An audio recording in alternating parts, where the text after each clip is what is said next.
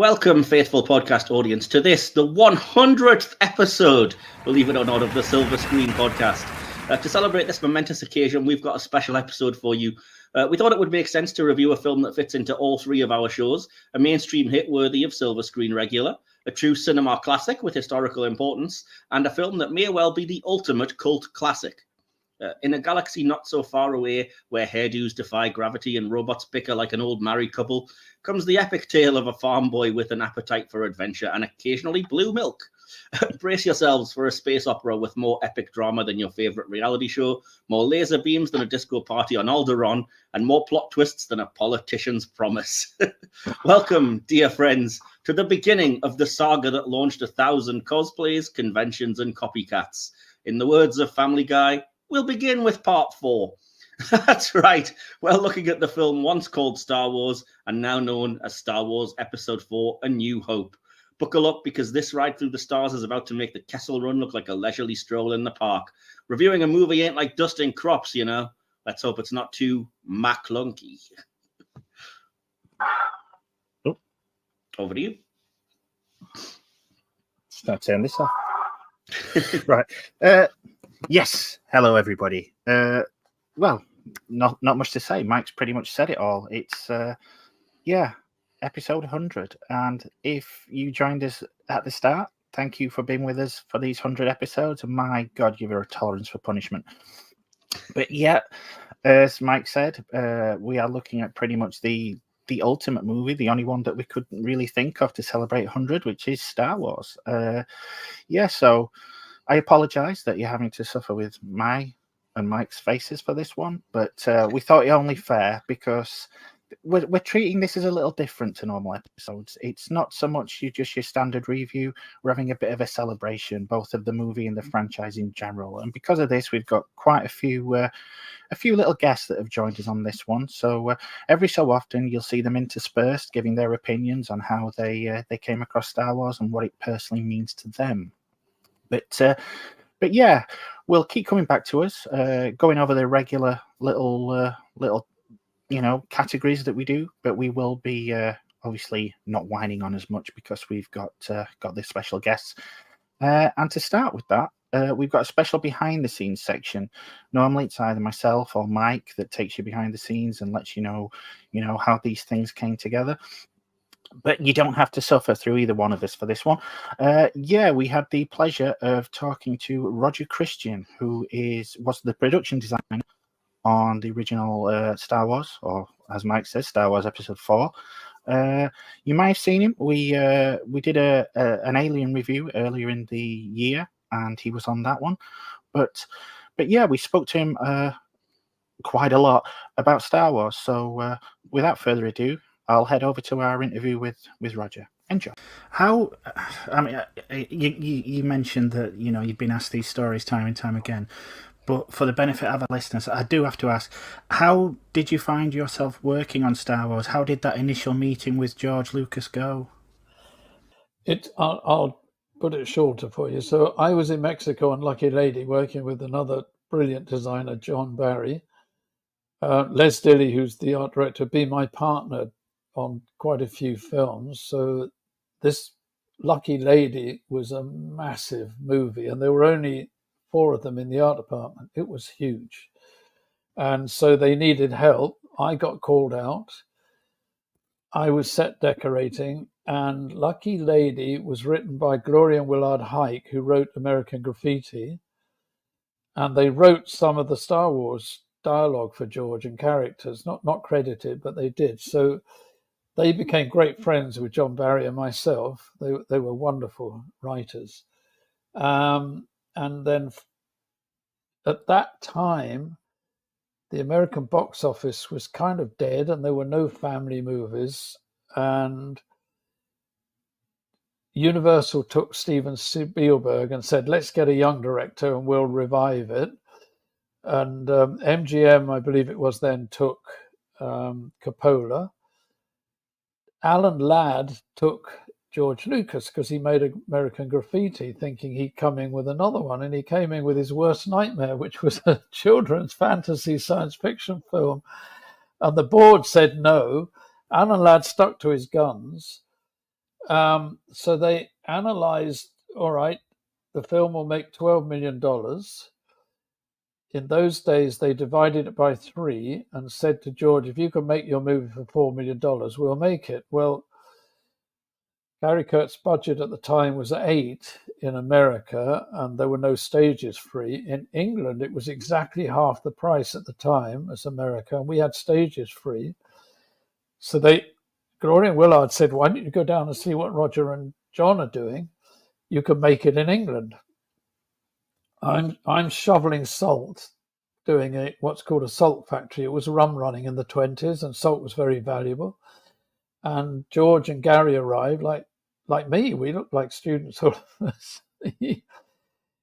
His first thing to me was, look, I'm trying to make a science fiction movie. And I just I said, listen, George, I love science fiction. I'm reading all the time, but every movie's left me completely uninterested. The sets are over designed, the props and guns don't work. I said, like Flash Gordon, Barbarella, I mean, all these type of movies. And he said, no, I'm trying to make a spaghetti Western in space. So I said, well, my opinion is that, I would think it's like an old car that the guys kept going and repairing, and it's dripping oil. It's in a garage. See, I didn't know until I got to London in August and I read the script. I exactly described the Millennium Falcon. So John and I were the first people hired on Star Wars. That's how it came about. And then there was no money. We got to London. John Barry hired a tiny studio called Lee Studios in London, where Ken Russell made his films, a very small little studio. There was just me, Les Dilley and John Barry, Gary and George and Robert Watts, the production controller. And I looked at the script and did my usual breakdown and said, well, I can't do this. It's not possible. I think our entire budget for the art department was $600,000, which my set decorating budget was $200,000, I think. And I looked at what we had to do, but me being me, and having gone through a lot of independent films and stuff, I just said, you know what, I'm going to do this. I love this script. I love this. And I really like George. We became friends. I'm going to make this work. I'm going to find ways to do it. And I'm jumping into the story, but we read the script. We looked at the 2 lead characters who tell the stories, C-3PO. We knew we could make him because in 1927 they made Maria in Metropolis. She could only walk 3 steps, but we knew now we could make that work. R2-D2, and we had 6 paintings from Ralph McQuarrie, and we'd measured out R2-D2 exactly at 4 feet. So there was very primitive radio control at the time. It really didn't work very well. So we thought, well, if they made Daleks work, you wouldn't have gone through this, but when I was young, I was scared stiff by Daleks. And they had a toilet plunger for a gun on the front. That was a toilet plunger.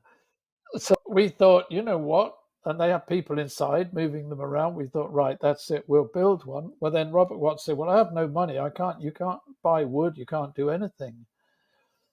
I hired Bill Harmon, who made all the props and some of the sets for Monty Python. So, as you know, they had no money. I mean, they couldn't even afford horses. So, Unholy Grail, no, they used coconuts. That's because they couldn't afford horses. So Bill had some wood at home in the garage, so he brought it in, and we made the tube for Kenny to fit in, because we then found Kenny Baker and built it round him. And Bill, he's kept saying to me, Roger, I can't do the top.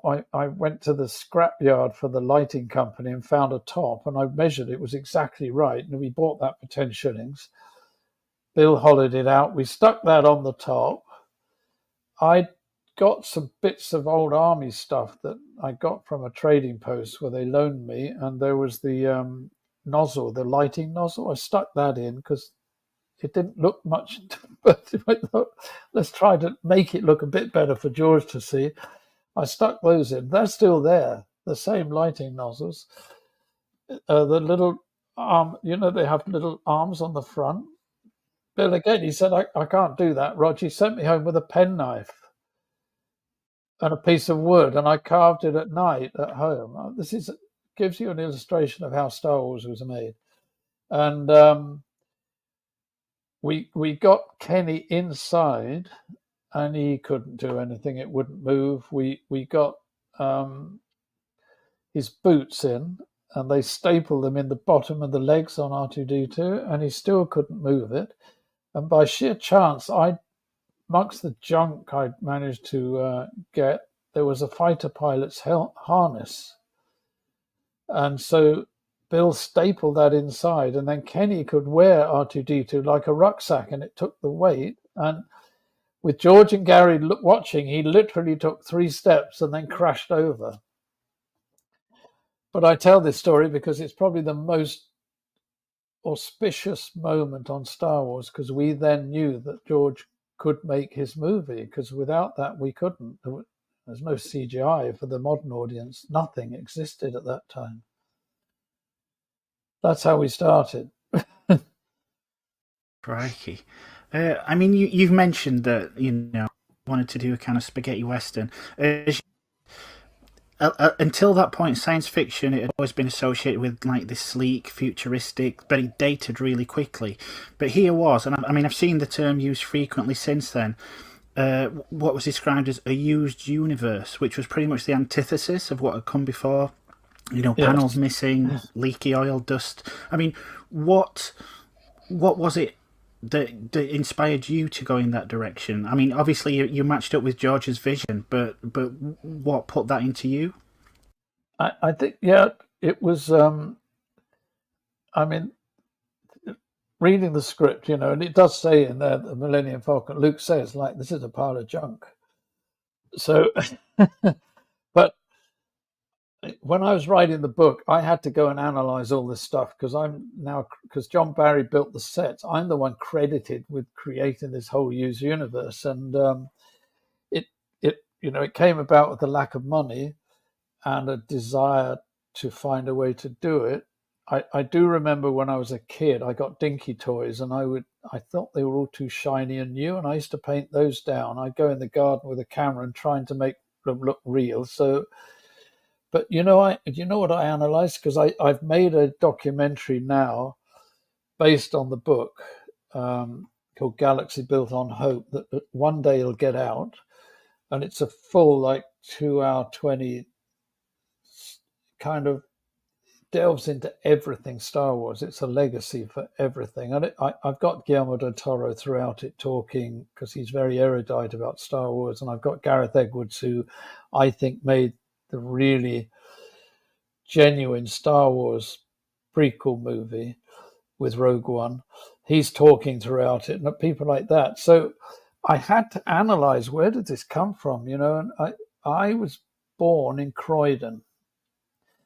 Now, Croydon, I can only mention this now because Croydon was always a joke. We never allowed to say we're from Croydon, because it was I don't know, it was never regarded as anything that had any culture, nothing. And my father, even on my passport, it says Shirley, which is a small area inside Croydon. But what I found out, the only story my father or my mother or aunts would ever tell me about the war, because they wouldn't talk about it, was at 6 months old, the front of our house was blown in and I was covered in red, and they thought I'd bought it. And it turned out it was a bottle of ketchup exploded. And I dug into this, and I found through the Croydon History Museum the school that was behind our house that was hit by a flying bomb. And then I found out that the British Secret Service had fooled the Nazis, who had these flying bombs, and they'd fill them with enough petrol, I won't say gas, petrol, that would run out right over the centre of London. They fooled them, and they measurements were in fact over Croydon. So we got about 170 of these flying bombs dropping. So I think somewhere in my subconscious, because I've looked at the photographs of everywhere, and I wouldn't remember it, but everywhere was broken London. You've seen what the war footage was like. So I think I grew up with that. And I have to say, one of my favorite graphic novel artists was Bilal. And if you ever see, he did a woman trap. The whole thing is destroyed London. It just appealed to me somehow. So I think there's more to this story than meets the eye. And what triggered it all off, I have to say, were weapons that I was really almost embarrassed in the audience about bleepy plastic weapons that beeped and didn't do anything. So I thought, you know what, I can't afford them. I'd gone to Baptist, which is, they were friends of mine, and they were the only place to rent weapons. They could arm an entire World War II or a Gandhi, whatever. They had huge supplies. I went there, and I could rent them, so because I couldn't make them. And another thing, it's all part of this story, but we finally got greenlit in December the 26th, and we were in EMI on January the 6th, and we were shooting in March. So I don't know if you can imagine, we didn't sleep. I mean, trying to get this film up and ready. So I knew this was coming, and I thought, right, I can rent the weapons. I don't have time to make anything, and I can't anyway. So to me, the Sterling submachine gun, that's what I started with, is a sci-fi weapon. I just love them. So they gave me one. I stuck this T-strip. I got a buyer to get me some T-strip. And then digging around there, I thought, what can I change? And I found these, they were telescopic sights, boxes of them they had. So I was taking those, sticking them on the top. And I took off the big, they had a bullet casing, which was automatic, but they also had a little singular one, Baptist. So I stuck that on, and I thought, great, we can even fire it. You can get a reaction out of it, you know, and they're heavy. So the actors weren't pretending, which I hated. And then I thought, okay, spaghetti Western, Han Solo, he keeps telling me he's a Western gambler. So I found the Mauser, which is what to me was a science fiction equivalent of a cowboy gun. Did the same, stuck some bits on the top of it, and I kind of took the plunge and said to John Barry, you better call George over. I'm at Baptist. You better come over and see what I was doing. I hadn't told anybody. And really, that's another moment where I'd be fired or and George just smiled and loved them, and he stayed with me. We made Princess Leia's gun. We got the target pistol, and we were sticking on with super glue. And, you know, he loved the fact they could fire, the weight, everything. So it started from there. The whole look of the whole movie came from that. And it led to me going around London where they were building the Millennium Falcon set. And I thought, I have to make this look like a submarine or a B-52 bomber or something. And I got this crazy idea. I don't know where it came from to buy airplane junk. And again, I had to go and kind of walk into the office with George and Gary and John Barry and say, listen, I've got a crazy idea, but if I could buy airplane junk, I could make these sets look real. And George approved it. They said, go and do it. And I do think that because he made THX 1138 on the streets of LA, it was very much, as a filmmaker, he knew what he was doing. He wasn't some big American director going, what are you talking about, you crazy guy? And I as soon as we got into EMI and they gave us the money to make the film, they put me in a single-seater plane. There were four of us. Four-seater, sorry. single prop, and we went round 4 airfields. Nobody wanted junk. Nobody. There were mountains. I could buy Rolls-Royce engines. I was buying half of aeroplanes. I don't think I spent more than £50 on the whole film on junk. I mean, there's a story, it's in the book, which puts this into perspective. Frank Bruton, so most of the crew were very supercilious. You know, we'd become friends with George. We would watch Silent Running at night. We watched spaghetti westerns. We watched samurai movies. You know, we had a little projector in these studios. We were all friends. We got to the studio, and by then I'd found the blaster for Chewbacca, and he actually had a blaster in Ralph McQuarrie's painting, and I found the one with the balls on the end, and I thought, this is much better. So George adapted that. I got everything made. They laid out a table on the second day I was in EMI Studios, and all the crew were arriving then and coming in, and they looked at and came and had a look at what I was doing, literally picked up my sterling, threw it at me across the table and said, this is crap. Don't you understand? We're making a big sci-fi movie for a big American director. And they went off to get me fired. That kind of sums up how it went from then on. But Frank Bruton was the big property master. He did David Lean's movies. He did Stanley Kubrick's movies. He was one exception. And he asked me, and just to tell you, he called me boy. He said, what do you want, boy? And I said, look, there's no curtains. There's no tables and chairs. Strip your prop room out. And we did, and we got some metal shelves.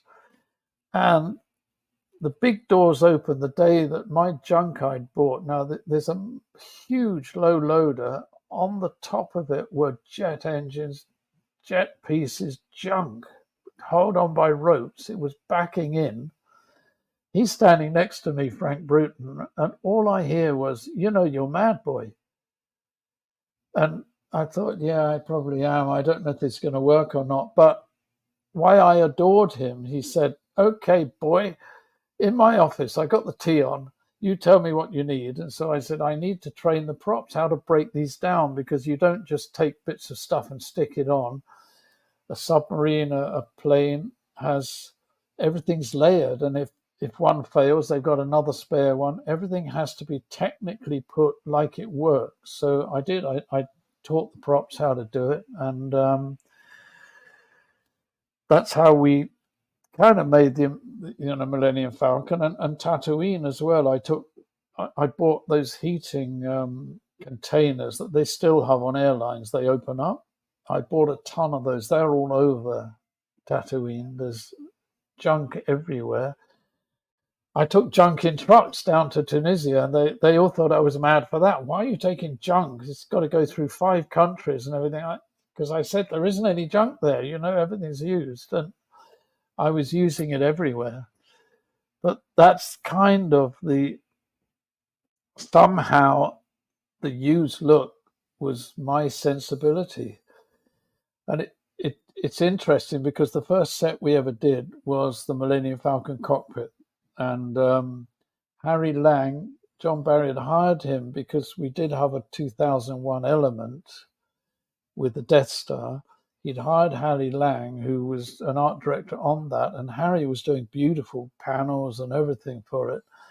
And I kept going down to him and saying, you know, I'm going to come and really mess this up. He used to look at me like, who is this boy? He's telling me that. At the moment he finished, he said, well, here you are. And I got 2 fighter pilot old seats from my scrap, stuck those in, and I put other bits and pieces around just to mess it up a bit. And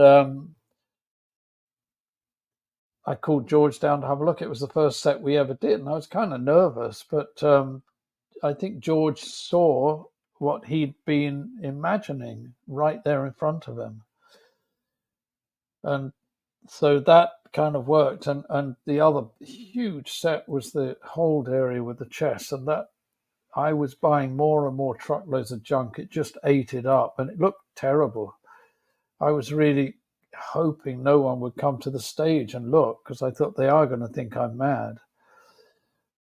But once you've got it layered, suddenly at the end, and we put on letraset and we put on oil stains and everything and dressed it all finely in, I could see the when people came on the set, their eyes would just go wide and they were looking at a real ship. So, the gamble paid off, and it paid off budget-wise too, because it meant I could make the film on budget. To me, even now, it's just beautiful. I love it. I mean, it's held up definitely a lot more so than the sleek futuristic designs, because they date, whereas this one, to me, it hasn't. Yeah, there's something about it, that first film. It's not just because I worked on several of them, but that one to me is special, and I think it's held up more and more, and it's held now as the kind of beginning of this huge saga that came about because of it. It was such a struggle. I mean, you've read it. Put George in hospital. They thought he was having a heart attack. The pressure he was under, and it was sheer tension. Yeah. Not the easiest film to make, but I loved every minute of it. So thank you so much again to Roger Christian for spending time with us, for giving us his time and discussing all things Star Wars. Hopefully you enjoyed that as much as we enjoyed hearing all about, tales of inventing lightsabers, the interior of the Falcon, droids, and all that great stuff that we know as part of Star Wars. Speaking of which, we're going to break it into our review areas now. As I say, we probably won't have much to say because there's probably very little that you haven't already heard about Star Wars if you're watching this. But we're just going to give our own thoughts on why we like this film, spoiler alert, in the sections like writing, directing, acting, and so on and so forth. You'll know if you've watched any of the previous 99 episodes. Beginning with the writing. For my own part, I really like the writing of particularly the original Star Wars film. As I said, people will always know, that this is the stereotypical Joseph Campbell hero myth as viewed through the eyes of Luke Skywalker. But it works really well. I mean, sometimes the simplest things work and you don't need to embellish too much or add too much to it. And I think I sent you the clip when I was watching the 4K of Star Wars, actually, which was just Luke staring at the twin suns to that John Williams score, and was like, with the blubbering emoji. Yeah. It's like, you're not crying, I am, but it's just so good. You know what I mean? It just works somehow. It's really weird. Oktoberfest a couple of years ago, they have brass bands playing and all that kind of thing, and we were sat there, me and a friend, and we were just having a drink, and a solo trumpeter. They were playing like a medley of soundtracks, and then the solo trumpeter started playing Luke's theme from that scene. And I started crying apropos of nothing. I was having a great time, but it brings out so much emotion. I mean, George Lucas, he wanted to do Flash Gordon, couldn't get the rights, so he made Star Wars, and he set out to make a swashbuckling fantasy sci-fi adventure, and I think he succeeded in spades. And I can't get enough of this. I mean, we know you're a Star Trek person. I'm a Star Trek person, but whereas you're kind of Star Trek, Star Wars, I'm kind of like the other way. This is. I won't say this is the first one I saw. First one I saw was Empire. Had no idea what's going on, but I loved it anyway. And then went and saw, this episode. I think it was like a couple of months after. And it completely. I don't think it's hyperbole to say it completely changed my life, because it did. Much to the chagrin of my parents at times, I'm sure. And he set out to, as I said, to make this swashbuckling adventure, and he delivered in spades. It's, you can't literally put this alongside the writing of things like 2001. It's nowhere close to realistic, but what it lacks in realism, it makes up for with just pure adrenaline and enjoyment. I love it. Love it. Yeah, and you kind of hit on it already, but I am curious to ask you this. So you mentioned it wasn't the first film that you saw, this particular one, episode 4, if you want to call it that. No. So what was the first time that you saw this, and do you kind of remember the effect it had, or? As I say, I knew about it because my dad used to go to one of those barbershops, you know, where all the guys sit around and chat and all that kind of thing. And the barber had an old hardback copy of the Star Wars picture book. And it had been thumbed through that many times in the barbershop that it was just literally falling to pieces. And I would just spend hours and hours poring over this every time I went in. And the barber eventually said to my dad, said, look, it's not doing anybody any good here. It's falling to bits. Just let him take it if he wants. So I took it. So I knew about Star Wars, as it were. I knew about pretty much everything with regards to the first movie, but I'd never actually seen it. And then I went on holiday with my parents when I was very young. And obviously I'd been to the cinema before. I'd seen, you know, the Disneys and that kind of thing when they were on re-release. But this was officially kind of the first, I say, adult grown-up movie. I mean, it's not, you know, you can take it or leave it, whether it's a grown-up movie or not. But yeah, it was the first. Empire was the first one that I saw. So I kind of knew the story, but I'd not. So I kind of knew, like I said, I was a little lost, but I went, oh, that's Luke Skywalker. I remember him from that, because I was I mean, even the picture book, I was too young to be able to read it.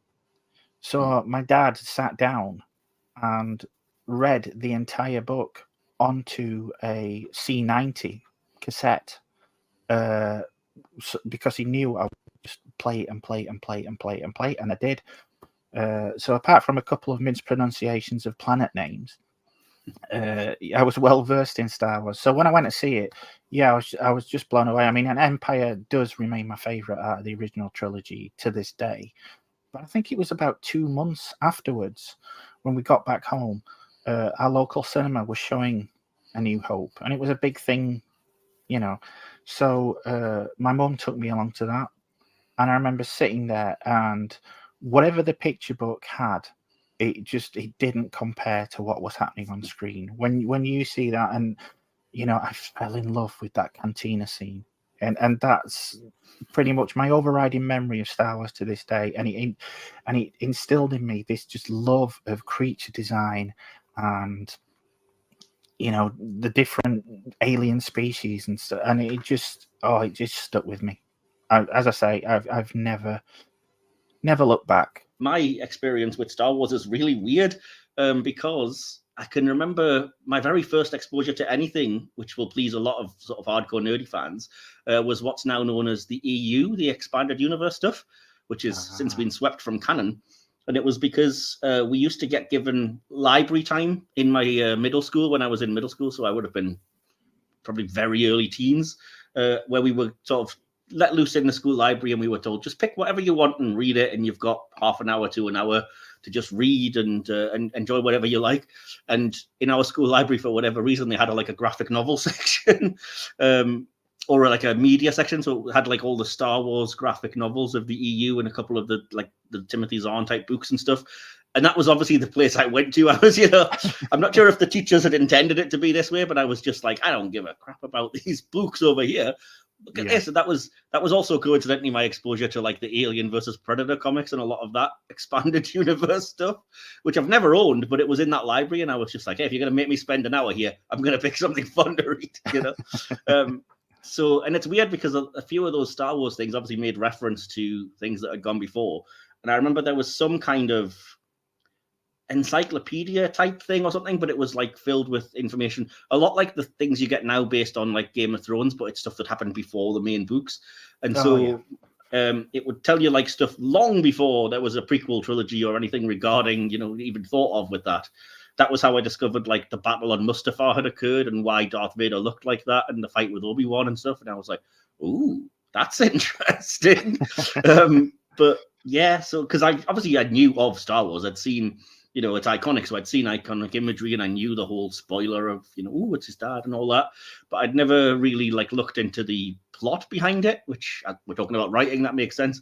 But then when I started to understand a bit more of that, I was like, oh, there's a bit of a rich world here. So I was intrigued. But what really got me to watch it for the first time was the power of marketing. If anybody ever wants to know the effect advertising and stuff can have, because it was when I was 15 in the year 1997, and they released the special editions of the original trilogy, and it was everywhere. We're talking like drinks cans, soda cans that had like stormtroopers or Darth Vader and whatever on. The imagery was on everything. You couldn't walk to your grocery store without seeing it everywhere. There was new magazines and books and things published behind the scenes of the movies and stuff. And so I didn't go to the cinema, but I did grab the videos or rent the videos, I should say, of, you know, A New Hope, Empire, and Jedi, and that was the first time I'd actually kind of sat down and watched them. And I wasn't that kind of impressed at first for whatever reason. I don't know why. Like I say, I don't know if it's I don't know if it's just because I'm more of a Star Trek guy, or I was expecting a little bit more based on the kind of descriptions of the stuff I'd read, which were stuff that the films didn't really touch on. And I just remember thinking it was very like weird seeing this kind of, as Roger talked about a bit, it was weird for me as somebody coming off of Star Trek, seeing this very lived in universe that just looked completely different. So it kind of threw me a bit at first to adjust to that. And I'm sure I'll get into it, but a lot of that first movie in particular, I found to drag when I was younger.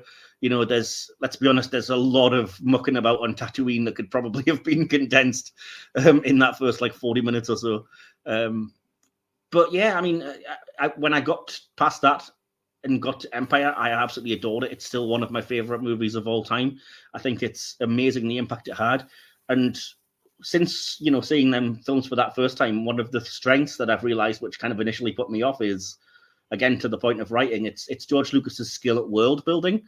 And it's things that, like, I kind of wish he'd took the time to explain more. But then again, could you, with, you know, the time you have to tell a movie about what some things are? Because watching the movie back now, and I'm like, okay, now I understand what Jawas are, or what Tusken Raiders are, or, you know, the backstory of the Empire and the droids, or like the throwaway line about, well, the Senate's been dissolved, so now the Emperor has full control. Which is a throwaway line, but it's so important and stuff. And it's just kind of like, obviously, I understand George Lucas had this all in his head and he understood it all. But for me, as a first time kind of 15-year-old coming into this, I was just overwhelmed with, like, I don't know what any of this stuff is. And I want to understand it all, but it's just like, it's coming at me at such a rate. And it's like, there's all kinds of different droids that I don't know anything about. And the ships they're not even spending time with, except the Falcon, which I understood was like fast and, all right, a really cool ship and everything. But as you said, once I kind of actually got into it, and it's one of those franchises like things like Star Trek or Game of Thrones or whatever, where it rewards, I think, the more nerdy you get about it, and the more you kind of look at things outside of the films themselves and understand the world that it's in. And I think that's a kind of strength that George Lucas doesn't get a lot of credit for. He gets some from some people. I think I hear it talked about by the likes of like Dave Filoni and Jon Favreau. They will say, you know, it's amazing this world that he built and it's all in his mind and whatever else. But like I said, rewatching the first movie, or the fourth movie, if you look at it that way, for this, was the first time I was like, wow, there's a lot of stuff here that you just think we take for granted, really. And it's like, wow, amazing. I will say that this goes back to, I believe it was when we were talking about Alien earlier in the year. When you launch into episode 1, and as you say, it goes on about skyhoppers and womp rats and the Senate and the Jedi and the Clone Wars and the Sith. You get excited about it. You want to know more, but it didn't feel the need to explain every little thing. It just gave you it. You took it as base fact. Let's get on with the story, and I loved that. Because a good story will just grab you, take you along with it, and then later on you'll think, oh, what was that about? That's interesting. And I think often with that, the lore that you can kind of make up when you first watch these things can often be more interesting when they're not set down in concrete. And absolutely. I think you did a really great job of doing that, because, you know, as I say, you went into this cantina, there was a myriad of different characters, different creatures, and you kind of wanted to know the background of all of them. I only have one other thing to add about the writing, because I'm sure we'll get comments or whatever if I don't say that, again, one of the strengths that Lucas did in this film in terms of the plot that he came up with and the way he presented it is something that you hear a lot of praise about from other filmmakers, particularly somebody like Quentin Tarantino, where he took things from stuff that other people might not have seen, but that was impactful to Lucas. Not just, like you said, the Flash Gordon serials, but I'm thinking specifically of the Kurosawa films and things. So, yeah, the idea that he has the droids in this episode as the point of view characters, which is just completely taken wholesale from, is it Rashomon, where it's kind of the two unconnected peasants that are your guide, your kind of point of view characters, taking you through this absolutely insane goings on, but they are the grounding force. And there's a little bit of like Rosencrantz and Guildenstern, I guess, in that as well, talking about that literary, background to it. And again, I really, on rewatches, I really appreciate it because, like you said, it's one of those things where I appreciate now that it doesn't stop and, exposition dump you with everything because it makes it feel like a lived-in world. But at the same time, I really appreciate that we have those point of view characters in the droids that we just immediately know because they're so well defined, even though one of them only bleeps. You kind of immediately get, okay, that one's the kind of cocky, one that wants to go into the adventures and will help you out. That one's the kind of slightly cowardly, up himself, posh English butler type one. And let's go. We will put them in the situation and we can place ourselves there, Yeah, I mean, you look at, you look at their repartee with each other, shall we say, even though one of them is just bleeping, and you instantly fall in love with these characters, and you instantly understand from the corridors of the Tantive 4, they're all in white, Leia's in white. These are the good guys. You're introduced to Vader. Yeah, this is definitely the bad guy. There's visual kind of shortcuts. I know I'm getting into the production design somewhat, but there's visual shortcuts. So when there's no, I would say the most morally grey character that you're going to get in this is Han. But by that point, you know who is good, who is evil. And it's just a white hats versus black hat story. And it's so, cliche, but it is a family film because the kids can latch onto it immediately. The adults, there's nothing that I would say that's embarrassing or you just think, oh, good grief, why am I watching this? It's just fun. It's just fun. And you very rarely, I think, get that in cinema these days. Got to shout out how well it does. Like, okay, it doesn't do a lot of female characters, but what it does for Leia, for example, in the writing, it's really good for the most part. I don't love that. I think it's Robot Chicken has an entire scene where it's Leia comforting Luke and she's like, oh, I'm so sorry the 80-year-old man you just met died. I was too busy mourning the loss of my entire family and 2 billion other people on my planet.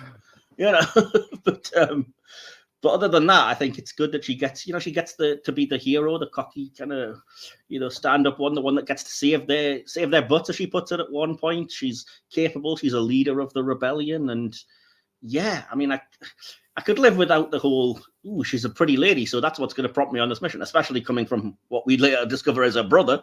But, again, it kind of feeds into that. This is just the kind of fairy tale myth type idea, and we needed to get that somewhere. We needed Luke to have something, literal to grasp onto, as opposed to just, I want to be out in the stars having adventures. So I can forgive it. Yeah. Yeah. So any other thoughts on the writing before I No. I think it's, I think we'll let the viewers pop over to one of our guests and let us know what they think. I am an admin to one of the largest Star Wars groups, and I'm a Star Wars fan. I first saw Star Wars as a child on VHS when I was about 4 or 5. My dad was a Star Wars fan himself, so it's something that I always grew up with, always had around. He was a Han Solo guy. I prefer Vader himself. Return of the Jedi is my personal favorite. I love everything about that movie, especially the ending fight. It's my favorite fight in all of Star Wars. Luke versus Vader, Slash versus the Emperor. But I have grown to appreciate the original as I've gotten older. When I was a child, I found it just a tad bit boring. But I've really grown to love it over the years. The thing that really got me attracted to Star Wars in the first place was because I felt like everything came together perfectly. I felt like all the acting was perfect. I felt like there was just enough cheesiness, but really in-depth story. I loved how fantastical it was, that they were on different planets, they were in outer space, which is something that I still love to this day, so I think that helps with my obsession. I wouldn't call it an obsession, actually. I would call it a way of life. I think Star Wars fans know that It's a way of life. One of my absolute favorite scenes from episode 4 is Luke staring into the binary sunset. The music that plays, I think it's a magical moment for me. Even as a child, it was something that really captivated me while watching. I think Star Wars was way ahead of its time. It came out long before I was born, but even today it still holds up. You can watch it and appreciate all the effects and sound effects and everything that weren't really prevalent in movies in that era. George Lucas really, paved the way for special effects and especially sound effects. I'll never forget the first time I heard the lightsaber swish. I think that gets a lot of people as well. I may be a little dramatic, but I would say that Star Wars means everything to me. I have a love for Star Wars that is more than just a favorite movie. I really resonate with Anakin as a person. I cry and I laugh and I get angry, I'm sad. I feel everything when watching Star Wars, and that's how it should be. I think that's how you're supposed to feel. I am partial to Return of the Jedi over A New Hope, but I do love A New Hope as well.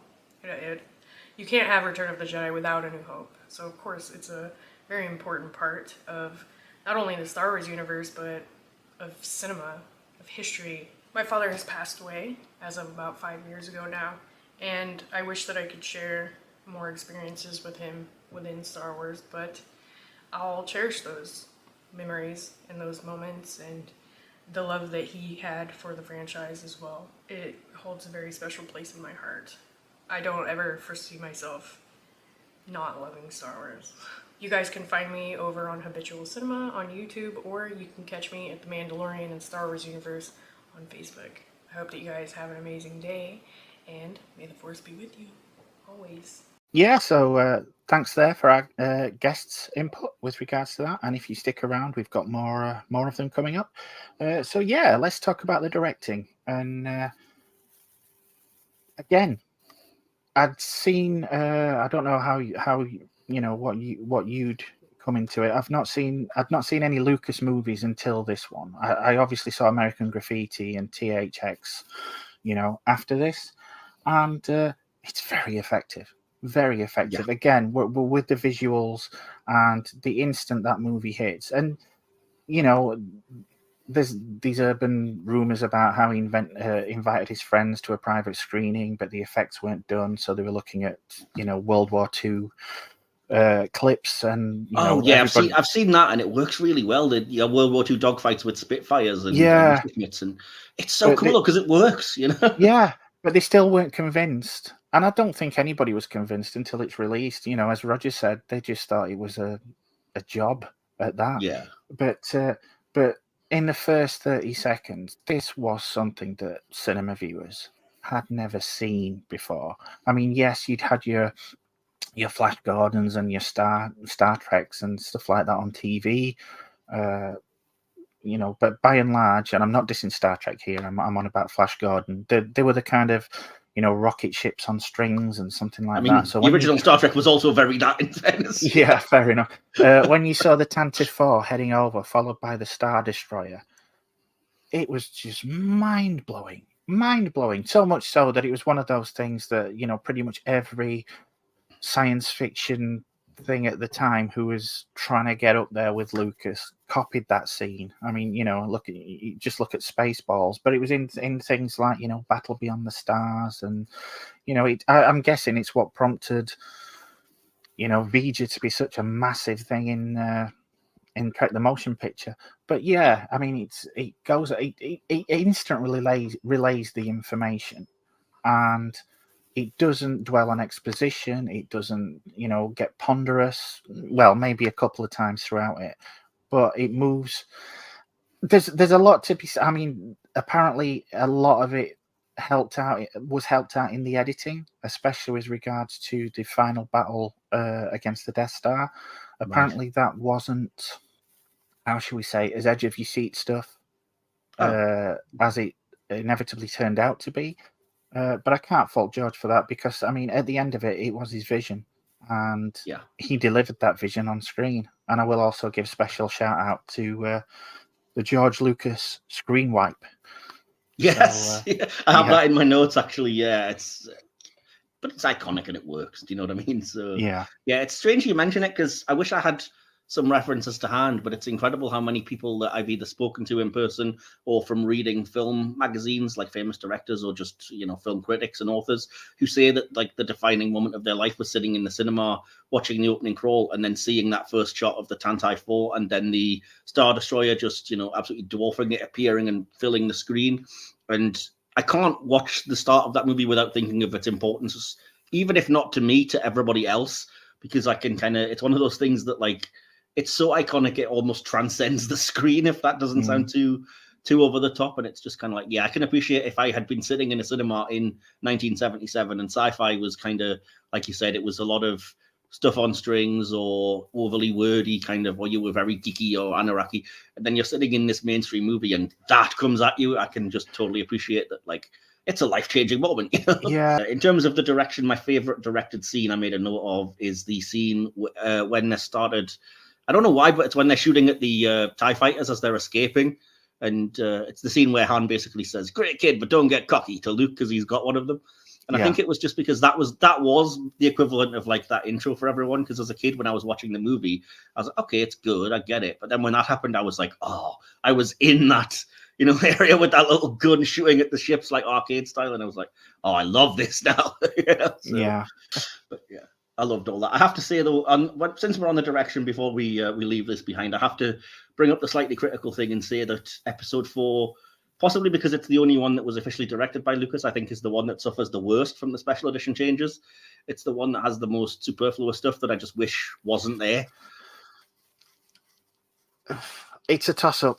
It's a toss-up between this and Return of the Jedi for me.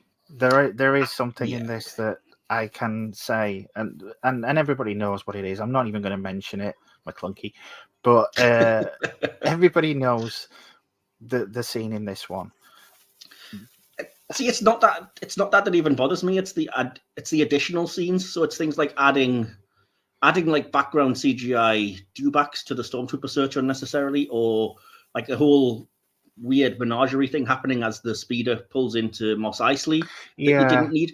But the worst ASP of all, droid and the Rontos, exactly, But the thing that I absolutely hate the most of all is the scene with Jabba the Hutt, which, I mean, I'm sure if you know the scene, you know that it was filmed with just basically a big guy in a fur coat because they hadn't yet, fully designed Jabba the Hutt and knew what he was going to look like. And it just stands out because, I mean, they even point out, well, Harrison Ford walked around the guy, so now we have to have this whole thing where, they just make it look like he stepped on the CGI Jabba's tail and stuff. And it's just, they go to such effort for this scene, and it's completely redundant because it just repeats exactly what you've seen. The same dialogue from scene. Greedo, and it's, I don't know. And then you've got that little, oh look, Boba Fett's in here.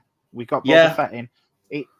It's not the worst example. To me, the worst example is obviously the scene before, but it will take some beating to get rid of to outdo that freaking musical number in Return of the Jedi.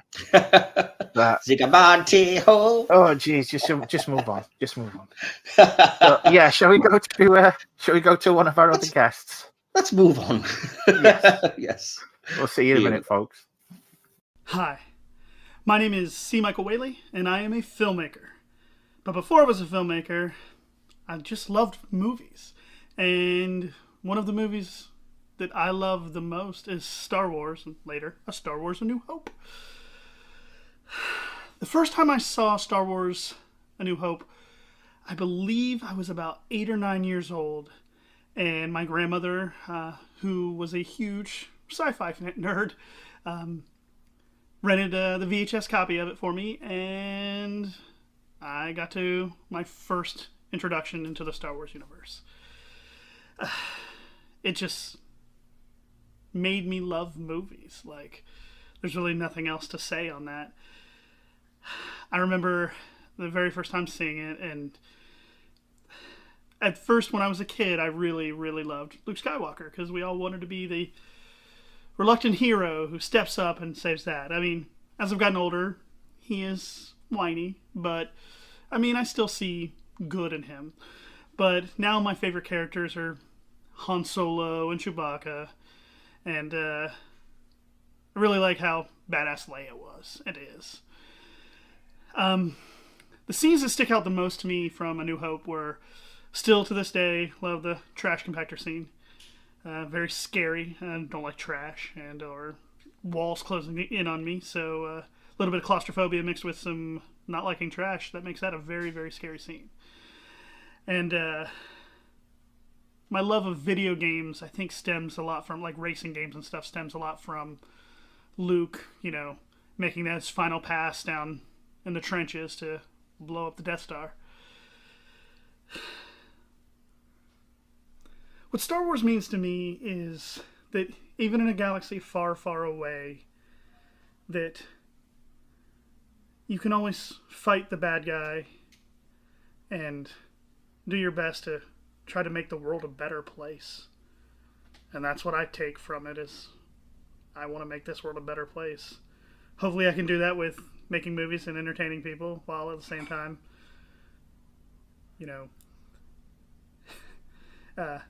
putting out what's really going on in the world out there for people who may not pay attention enough to see while entertaining them. So, I love Star Wars New Hope. As you can see, I've got tons and tons and tons of Star Wars stuff. Those are actually original Star Wars New Hope from 77 posters. Not New Hope, then it still just says Star Wars. But, I do have a Millennium Falcon I just got, which I'm pretty proud of. And I really hope more and more people come and enjoy Star Wars, no matter what functions of the extended universe you enjoy. But Star Wars is life. Yeah, thanks again to the contributors who you saw there, and to everyone who's sent in videos and given their thoughts on Star Wars so well and so precisely and concisely, perhaps more so than us. So the next thing that I was going to mention, which probably won't take very long because it's the acting that's down in my notes, and I literally have 2 sentences for this, which is just everyone is outstanding. I can't necessarily name a bad performance. The standout for me is, as I've already touched on, Carrie Fisher. I think she's brilliant. Leia's well written, but I think her performance just elevates well written to iconic. And I don't know if another actress would have been able to do that. And I've always been a fan of Carrie Fisher. I think she was and remains incredible, and really sells, this performance. And other than that, I just have to say, because at the time we're recording, we've just lost James Earl Jones, sadly.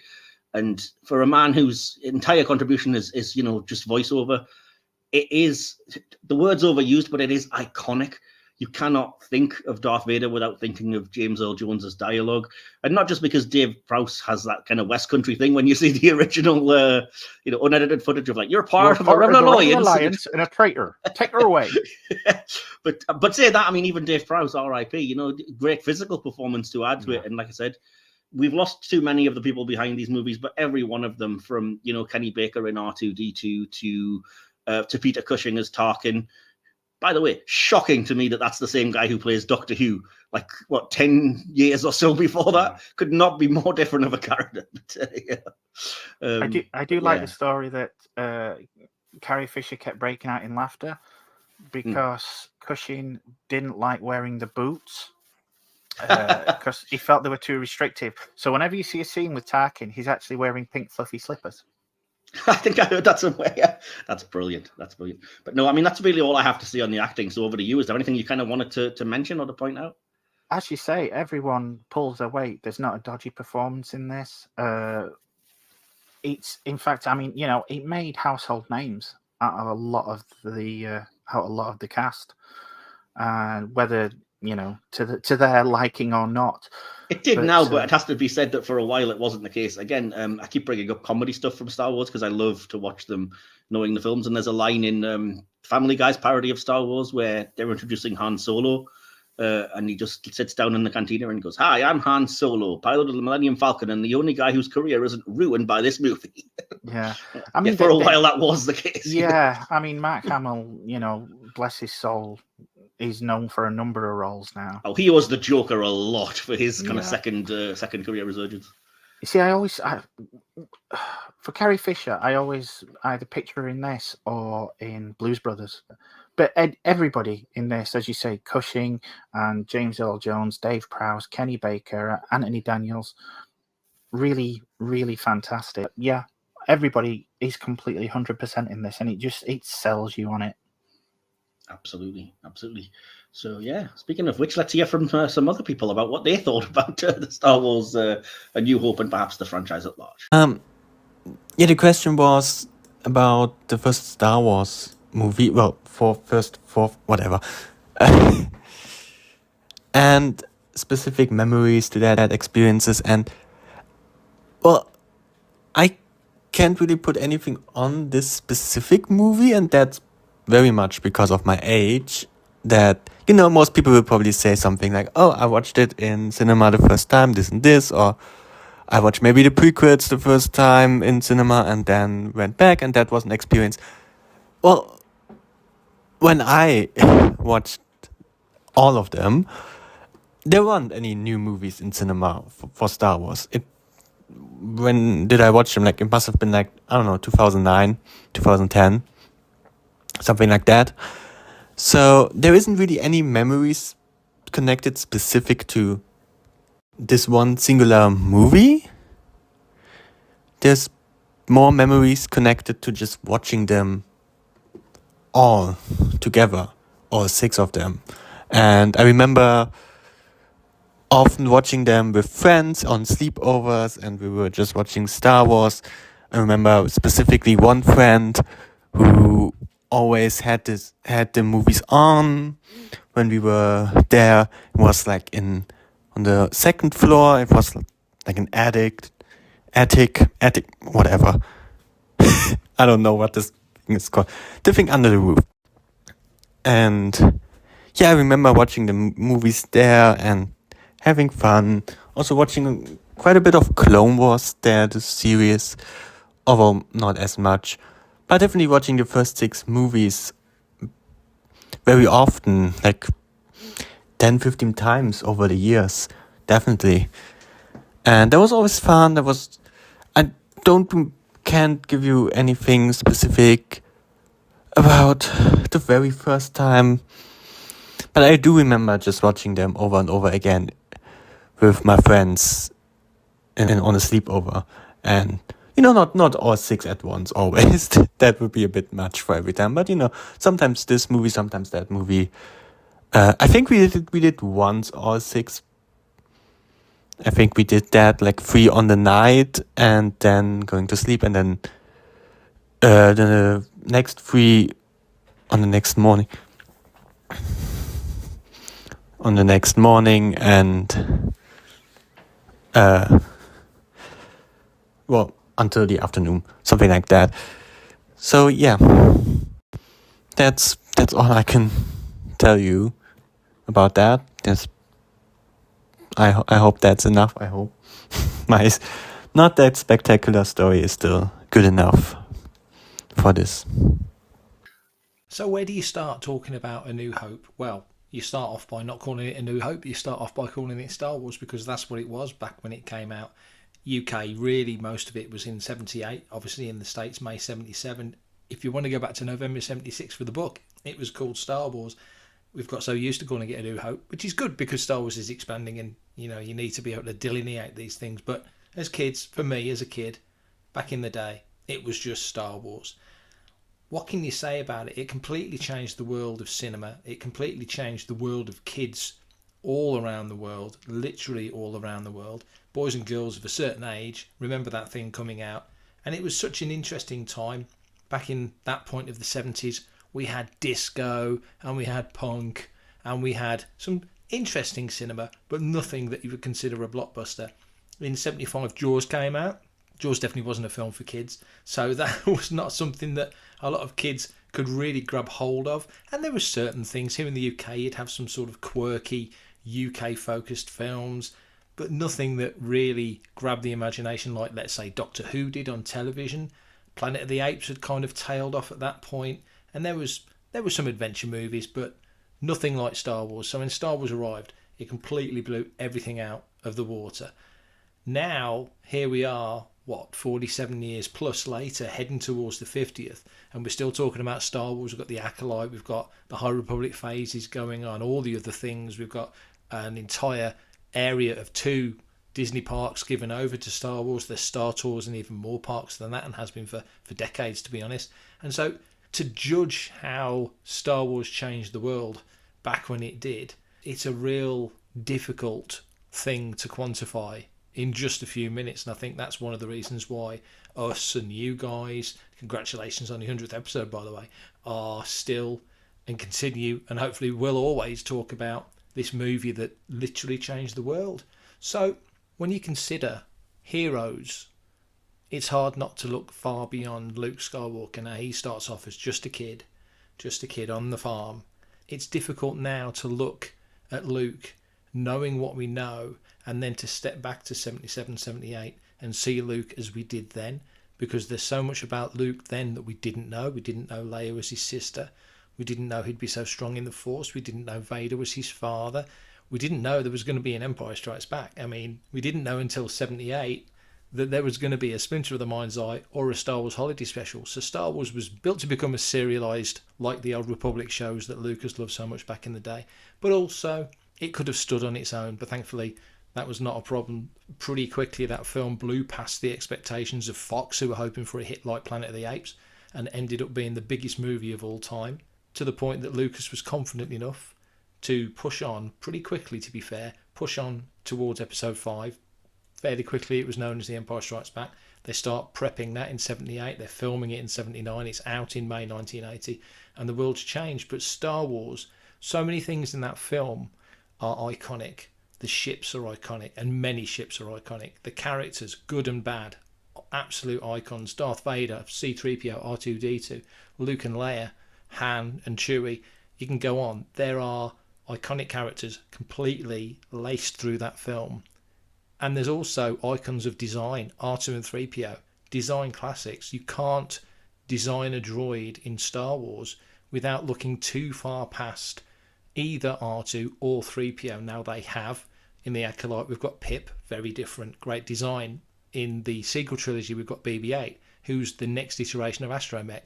There's shades of R2 in there, obviously the dome, but he's his own thing. But they all wind their way back in a design style, back to R2 and 3PO. The tone of Star Wars was set for that original film. Lucas and Gil Taylor, the cinematographer, had big arguments, let's be honest. They didn't always see eye to eye, but sometimes that kind of clash can cause creativity that makes magic, and that first film absolutely made magic.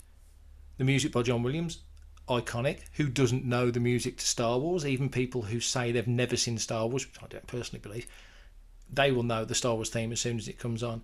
The lightsabers, just, you could go on. The invention, the creation, the design of ILM, what would become ILM as we know it, was all done off the back of Star Wars and the work of John Dykstra. Go and watch Light and Magic on Disney Plus for the full SP on that, the full details, because there's so much fascinating information in that series. And all these various things have progressed and progressed and progressed to the point where Star Wars is now, as I say, nearly 50 years later, able to be built and made, edited and designed, effects and music and everything else, sitting on the shoulders of what happened in that first movie. And you can watch Star Wars on a weekly basis, be it The Acolyte last year, Ahsoka, Mando Season 3, into animation with the Bad Batch. Let's not forget, Star Wars got into animation pretty darn early. The best portion of the Star Wars holiday special, arguably, is the classic Boba Fett reveal, the animation that was done by Nelvana, who'd later go on to do Ewoks and Droids later on in the mid-80s. Star Wars animation has been around for a long, long time, so I think sometimes that's forgotten as well. So Star Wars really set its stall out early. The novelisation by Alan Dean Foster goes written on behalf of George Lucas, but it was Foster. He gets to do Splinter of the Mind's Eye. A couple of years after that, maybe not even that long, Brian Daley starts his Han Solo trilogy, my personal favourite trilogy of Star Wars books, and then Empire's here. So everything is set, and you really can trace most elements of Star Wars, even things that we think now are cutting edge, the CG, the computer graphics that Star Wars are doing now. There's computer graphic programs, there's stuff that ILM were working on, then known as the Graphics Group, which became Pixar, which obviously got sold to Steve Jobs and became the mega company that is, now also owned by Disney. But Pixar was a George thing. He even gave Steve Jobs the name for free because Jobs liked the name Pixar, and Lucas said, well, have it. But even that has its roots back in the 70s because he was investigating, even then, Could we do this in computer? Is computer smart enough? Is it something that can be done? You see the Genesis effects in Star Trek II, The Wrath of Khan was the first real big use of CG, as we know it now, computer graphics.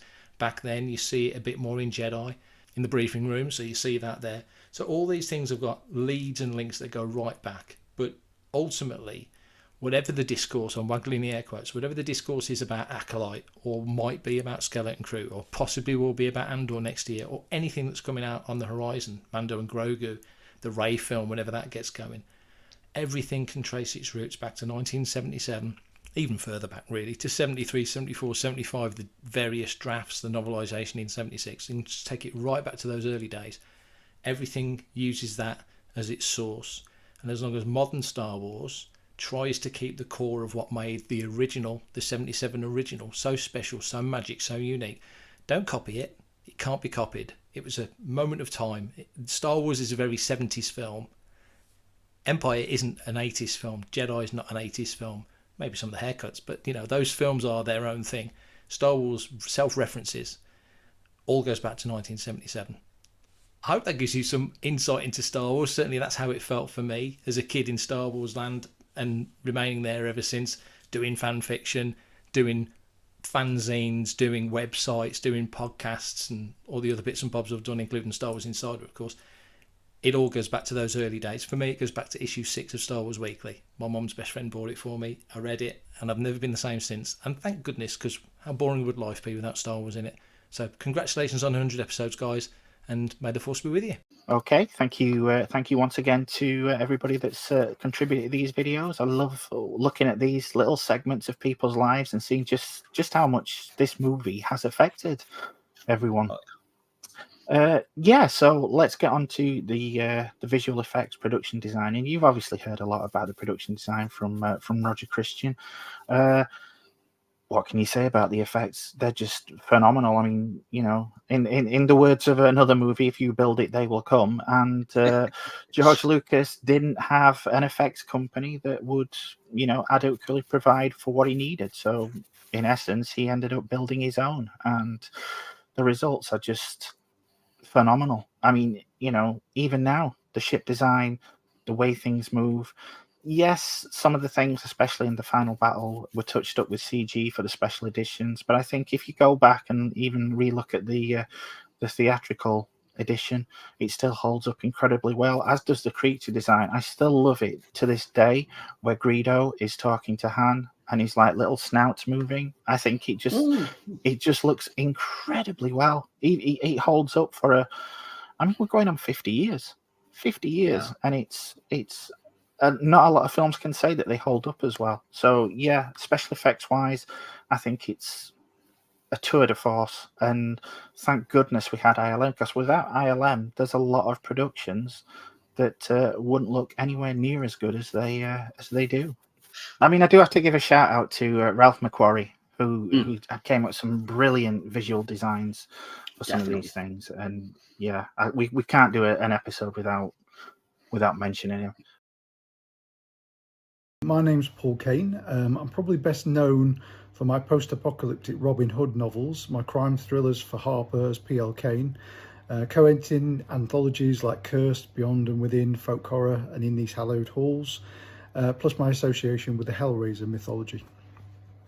My memories of the first time I saw Star Wars. First being aware of Star Wars was when my sister and her boyfriend went to the cinema to see it, and they brought back a souvenir booklet. And I'm probably giving away my age here, but I was only 4 when it came out. So this was my first exposure to Star Wars, and I was fascinated by those images in the book of Darth Vader, the Stormtroopers, Han, Leia, Luke, Chewbacca, C-3PO, R2-D2. And I was desperate to know what was going on in the photographs and what was actually going on in the story. So I wasn't old enough to see it at the time. Not really, and take it all in. They actually took me to see Empire Strikes Back first, which was kind of confusing because I wasn't aware of what had happened in the first film. And then when Star Wars came on television, I was obsessed with it. I'd already collected the figures, or some of the toys anyway. My mum and dad, I remember, bought me a bunch of second-hand figures one Christmas they went out and they saw it advertised in a newspaper, and they went out and bought me the figures plus a cardboard Death Star playset. So I was in seventh heaven with that, recreating the story, even though I didn't really know what the story was. Favourite scenes and moments, characters, dialogue, ideas. I remember seeing a clip of when Luke and Leia swing across that huge kind of, not a ravine, but that huge gap there. They're being shot at by the stormtroopers. I think it was on a clip show. It might have been something like Clapperboard, if people remember that. And so that's my favourite scene. It's kind of stuck with me all this time, and I guess it goes back to those action adventure serials that George Lucas was trying to emulate, and he was inspired by. It combines suspense, action, romance. Obviously, we didn't know Luke and Leia were brother and sister at the time, which is kind of awkward when she gives him that kiss. But Leia's such a kind of badass, strong woman in that, and I really like that in books and films. She's covering Luke while he's trying to get the grappling hook out and throw it. Favourite character, I go backwards and forwards on this one between Han Solo and Darth Vader. And I just love the fact there was this smuggler character who was about as far from the clean-cut hero as you could possibly get. It's the kind of character that Harrison Ford excels at playing, like Indiana Jones, just a kind of gritty, down-to-earth character. My favourite bit of dialogue is also from Han, when he's trying to pretend that everything's okay in the Death Star control room in the prison section, and he's going, we're all fine here, how are you? And it's just that kind of, it seems improvised. I don't know whether it was or not, but Darth Vader, just a huge representation of pure evil in the first film. I think David Prowse is such an imposing figure. He's so tall. I think Spencer Wilding actually made him more terrifying, if that's at all possible, in Rogue One. Plot-wise, I think it's a fairly simple story, good versus evil, in quite a simple form, which is nothing wrong with that, with a touch of mysticism thrown in. The thing that stood out most for me, I think, were probably the lightsabers, the dueling with those because they'd never been seen before, really. I'd never seen them before anyway, and it was just so cool. I mean, later on when they were doing like the fast lightsaber battles in various things like Ahsoka and in Star Wars Episode 1 to 3, I mean that's really cool. But the first time you actually see a lightsaber battle, and it's Obi-Wan Kenobi and Darth Vader, is just like, wow, what is this? What is going on? So there's nothing to kind of match that for me. So I lapped up those and had the idea of the Force. I think there's a meme going around that says, everybody's kind of tried to use the Force or move something with the Force at some point in their lives, and I think I probably did millions of times when I was a kid. What the film means to me personally, well, at some point, when it appeared on the TV, we actually had old battered video recorder back then, like I think a big kind of like Triumph, I think it was, big kind of thing, that the top loader video recorder. So we recorded Star Wars when it was on ITV, I think it was, and I knew where all the adverts were, so I knew when to fast forward it, I knew when to stop, and I knew exactly where things were.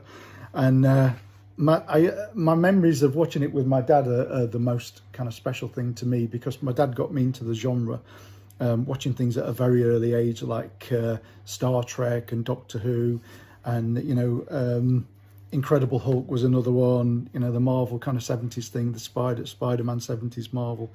And those are special memories now, because especially as he's passed away many years ago, about a decade and a bit ago, my dad, about 12 years ago. And I remember I used to watch it every Sunday when it was recorded. And I remember one Sunday my brother was round and we were all watching it, and I think he must have thought I was crazy watching this film every week, every Sunday after dinner. We had a big kind of dinner, chicken and roasts and things like that, and then afterwards I kind of insist on watching Star Wars every week. And I think my dad, my brother must have thought I was a bit crazy. And I remember him saying once, it was the kind of trench scene at the end with the X-Wings, and I remember him going, "Oh, Luke will do it. I've seen him do it before," which was kind of, he'd seen him do it many times when we watched them. on the Sunday afternoons. But my dad never complained, bless him. He was, he was happy to keep watching it with me.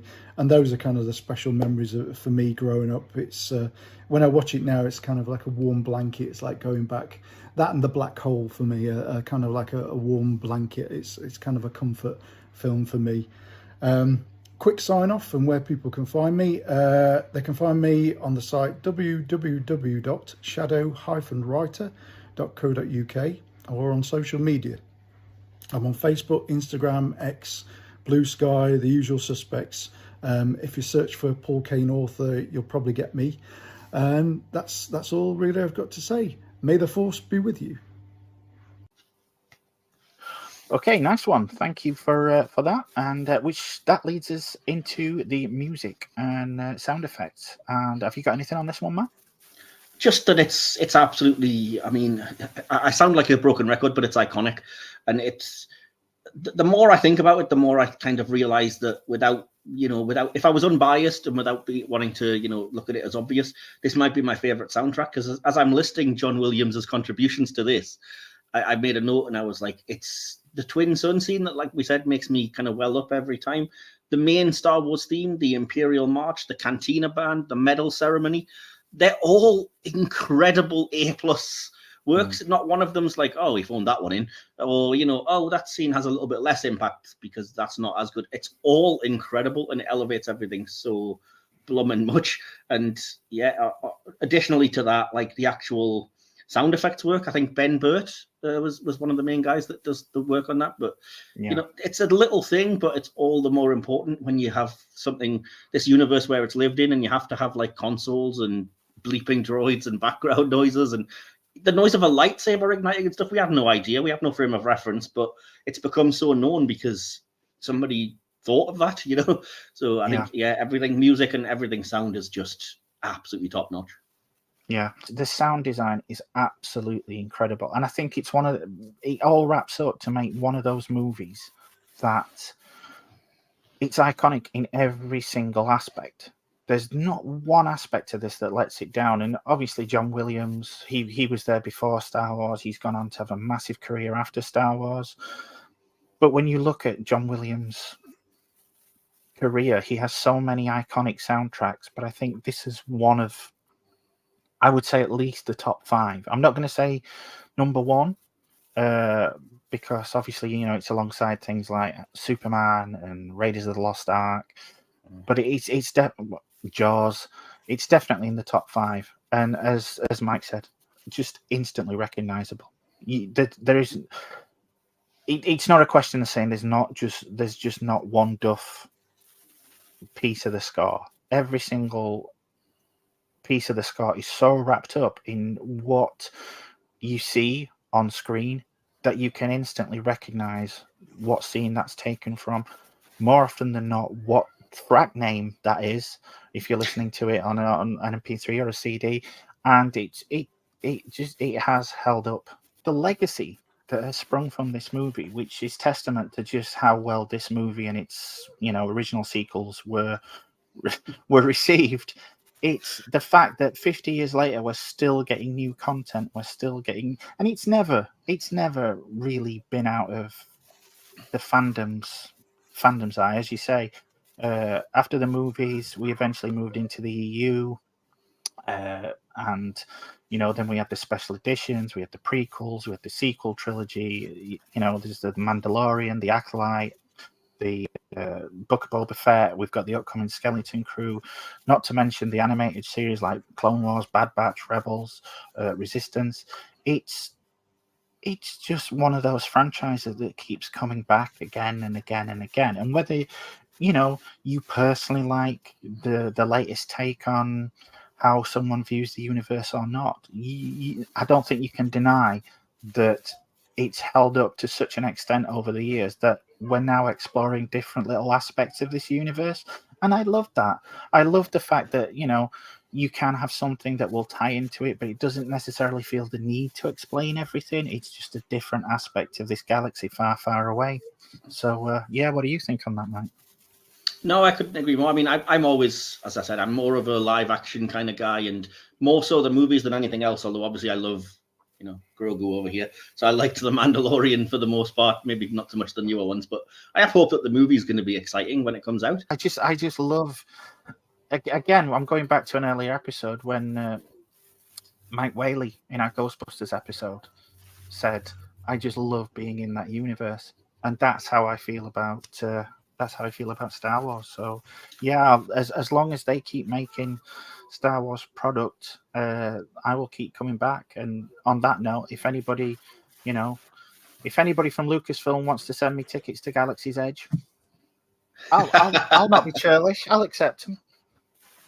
Yeah, and I might put Star Wars above Star Trek if you're going to give me free things like that, Yeah, we have to kind of finish up our analysis, as we always do.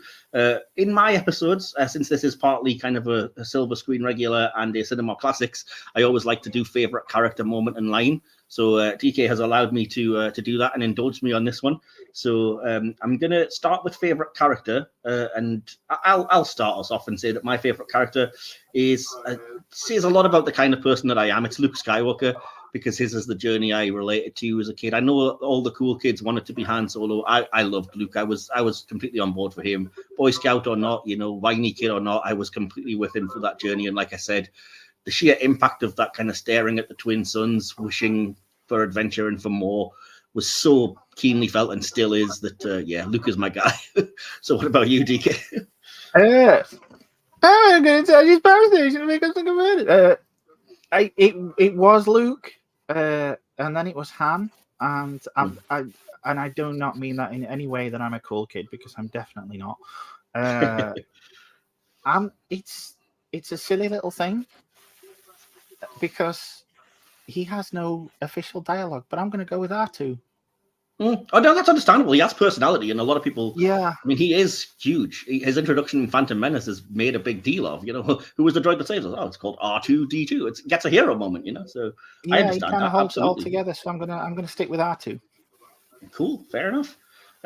So I'll let you know then that my favorite moment I've basically already more or less revealed. It's the trench run at the end. The X-wings and Y-wings and whatever else running into the Death Star, trying to hit that thermal exhaust port, the TIE fighters coming after them, Vader, almost getting Luke use the Force, etc. And I love it. It's become so well known, and for an absolute reason. And that, it might be obvious, but my word, I don't half still cheer when when that missile goes into the exhaust port and the Death Star blows up with the newly added Star Trek 6 Praxis effect or not. Yay, they did it, yay. So, love that. Nice one. Do you want my line or scene?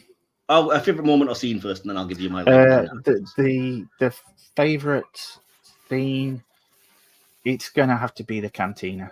As much as I want to say the Death Star, that cantina scene with all those creatures just blew me away when I first saw it, and even now it's my favorite section of the movie. Awesome. So a favorite line, there's so many to choose from, but the one that stood out to me on this watch, and I had to note it down, you'll know it and you'll know who said it and what it's about, hopefully, and it's the line, "You came in that thing, you're braver than I thought." Yep, I can remember the exact same. Yeah. Mine is kind of close to that. It's I'm fine, we're all fine here. How are you? Boring conversation anyway. Love it. So just remains for us to give our conclusions and our score out of 5 stars, as we always do. DK, do you want to go first, or would you rather I did? I'll let you go. Okay. I'll let you go. This kind of sums up a lot of my thoughts in hopefully a quite erudite way. I just said this is not so much a movie as a life experience and a rite of passage.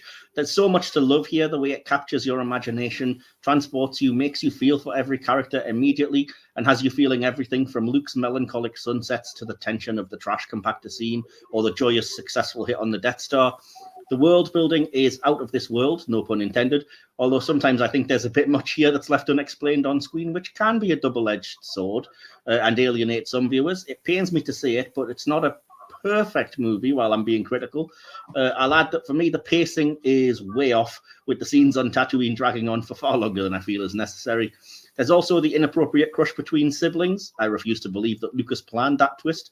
And there's no real way to watch anything other than the special edition, and this suffers the worst, in my opinion, from unnecessary changes and additions, I should say. I will say, though, that basically all of my issues are corrected come the sequel, but it can't be underestimated how important this movie was and is for launching a juggernaut franchise, and on a personal level to so many, as we've seen. So not a direct hit on the thermal exhaust port, but the force is definitely strong with this one. I give it 4 stars out of 5. Oh, you will give it 5. You will give it 5. Oh, you think you're some kind of Jedi waving your hand around? My conclusion is going to be the shortest conclusion I've ever given, and it's basically phenomenal. I love it. 5 stars. Fair enough. I mean, it makes it pretty easy for me to work out, since there's only 2 of us, the average here, which I am so sorry for bringing down the average a little bit. The final score for Star Wars would be 4.5 out of 5. So, yeah. Apologies. If we were reviewing Empire Strikes Back, it would be a very different story. I will say that much. But, and so, as we proudly collect our 100-episode commemorative medals from Princess Leia, it's time to sign off. But it's not the end. The road to the next 100 episodes starts in just 2 weeks as we switch our focus from Star Wars to Star Trek with a review of Star Trek V, The Final Frontier. But before that, next week, you can check out our full uncut interview with Roger Christian and hear all about working on Star Wars, Alien, and more. And trust me, you are going to want to watch this. It's an hour and 45-ish minutes, I think, of just pure cinematic joy, and just brilliant to listen to the stories and of somebody that was there for these absolute legendary films. So, yeah, over to you, DK. Yeah, so we're going to go from Star Wars to Star Trek V. Yeah.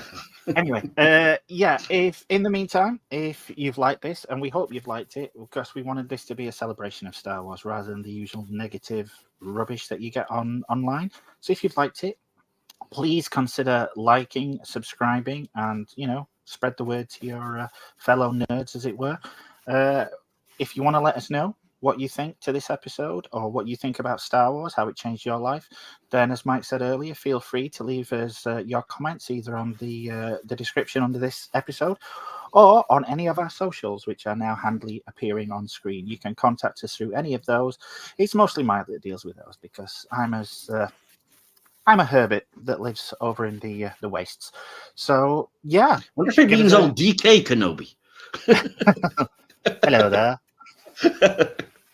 I can't believe we've made it through an entire episode and we didn't even start off with hello there. Hello there, indeed. So, yeah, come back to Silver Screen, and you're always welcome. Although, word of warning, you'll never find a more wretched hive of scum and villainy. Oh, I can't think of a suitable enough Star Wars quote other than the one I've already written down to end the episode with. So I'll just say that, yes, I will echo that. I really hope you've enjoyed the last 100 episodes, or at least a few of them. And here's to many more. And in the meantime, may the Force be with you. You've been listening to the Silver Screen Podcast, hosted by Michael Wilson and DK. Produced and edited by Mike Wilson. Additional material and behind-the-scenes sections by DK. Follow us on social media. Links to all of our social media pages can be found via the Linktree page listed in the episode's description. This podcast is part of the Mike's Podcasts Network. You can listen to this and our sister podcasts on all good podcast providers by searching for Silver Screen Podcast or Mike's Podcasts. Don't forget to like, subscribe, and share far and wide. Thank you for joining us. Come back next time for more movie magic, and hopefully this can be the beginning of a beautiful friendship.